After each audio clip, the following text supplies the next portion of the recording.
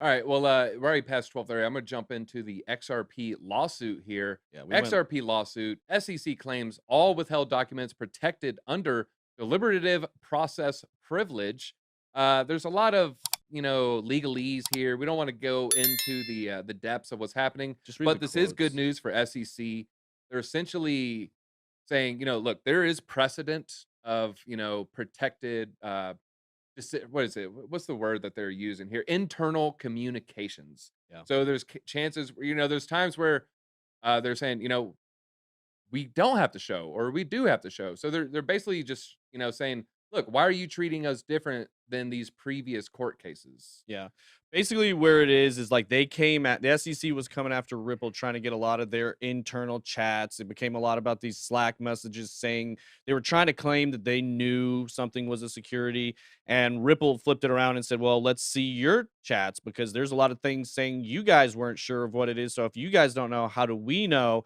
And so the SEC now definitely doesn't want all their information out there in the open of all their internal chats. So they're trying to claim there's proprietary information in there that has to do with future decisions that haven't been made yet. So they can't be made public.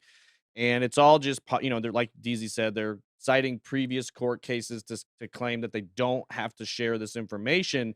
But it seems counterintuitive. If they don't have to share it, why should Ripple Labs have to share it or, based on the XRP stuff? So I have a feeling based on some of this stuff, it's, kind of what we've been talking about for a long time. Everybody tends to think it's going to end up settling.